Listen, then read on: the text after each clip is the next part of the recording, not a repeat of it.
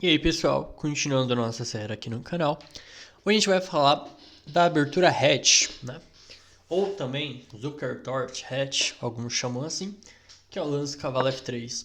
Mas, diferente do ataque índio do rei, o branco não vai jogar, tipo, por exemplo, depois do cavalo F6, G3 rapidamente, assim, tá? Ele deixa a posição um pouco mais flexível. Então, por exemplo, depois do lance D5, G3 é o ataque índio do rei, que a gente viu na aula anterior. Mas aqui a abertura hatch mesmo é o lance C4 aqui. Então, qual é a ideia da abertura hatch, né?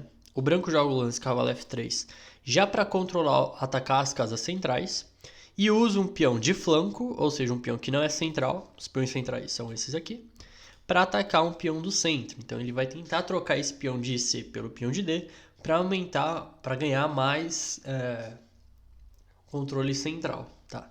Então tem muito a ver com os princípios da abertura, né? E aqui o preto tem várias opções. Ele pode jogar o lance E6, justamente para manter o peão em D5. E aí G3, cavalo F6, bispo G2, bispo E7, roque. E aqui o branco pode transpor para uma catalã ou jogar no estilo do hatch mesmo com B3, que ele vai fianquetar o outro bispo e fazer pressão aqui nas diagonais. Essa aqui é a estratégia hipermoderna do xadrez, né? A estratégia clássica do xadrez é o seguinte, aquele quando os dois lados precisam colocar peões no centro, né? Mas aí o hatch, principalmente o hatch, ele veio, um jogador chamado Richard Hatch, né? Ele veio com uma abordagem um pouco diferente de colocar as peças à distância para atacar o centro, né? Então, por exemplo, depois de B3, B6, bispo B2. E aí os bispos aqui fazem pressão na diagonal. E o branco tá atacando o centro, né? Tá com certo controle central. E ele pode deixar os peões centrais um pouco mais flexíveis, né? Outra opção para o preto é jogar com lance C6 aqui, para defender o peão de C para defender o peão de D com o peão de C, né? Dá para tomar o peão também. Eu acho que é um lance um pouco mais inusual, porque aqui o branco tem várias opções. Ele pode jogar com E3 para tomar em C4, tem até o lance cavalo A3 para ir atrás do peão de cavalo. Dama 4 cheque é uma opção também para recuperar o peão imediatamente. E por fim, acho que o lance mais ambicioso aqui, mais arriscado também, é o lance D4, que recusa o gambito e ao mesmo tempo ganha mais espaço no centro.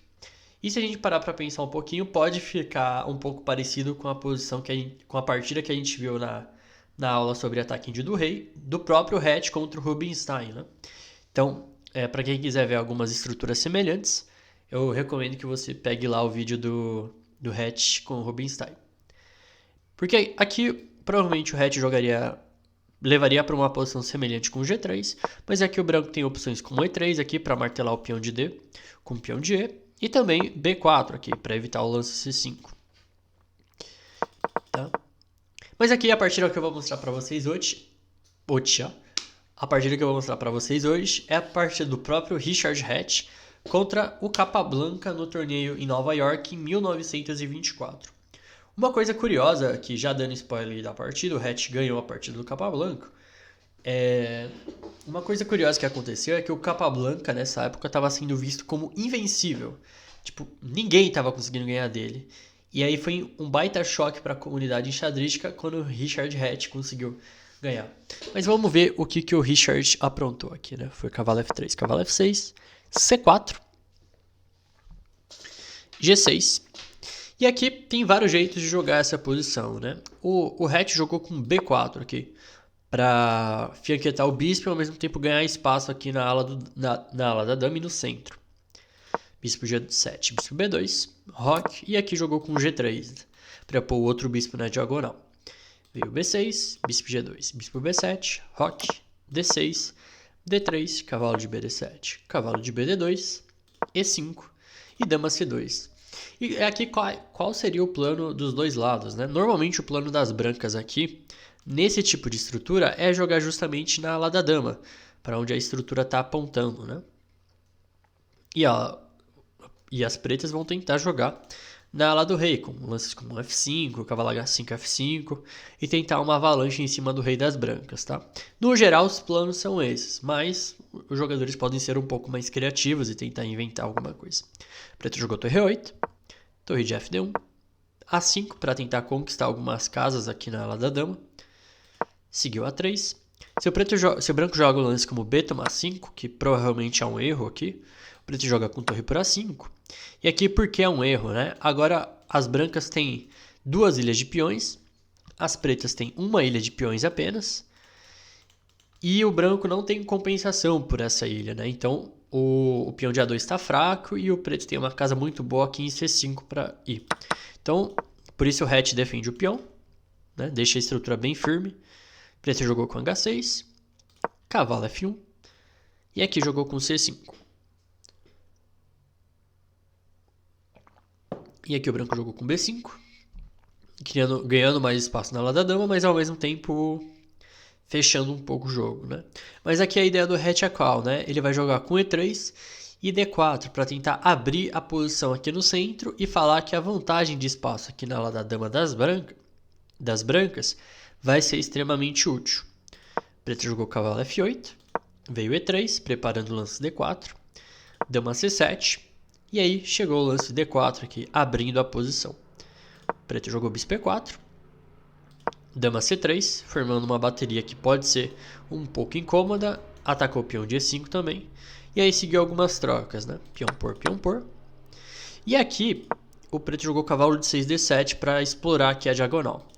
Mas o lance provavelmente um pouco mais forte seria cavalo E6, atacando o peão de D4. E aí, se o branco joga um lance como D5, já leva cavalo por D5, né? Um ataque descoberto aqui, e o cavalo defende o bispo de G7. E aí teria que tomar em C5, provavelmente, e depois de D por C5, eu não sei exatamente o que o branco ganhou aqui na posição, né? Porque as peças do preto parecem muito mais ativas à primeira vista. Vai vir torre de AD8, o cavalo pode ir para D4 em alguns casos. E o branco não terminou ainda. As peças não estão tão ativas assim, não?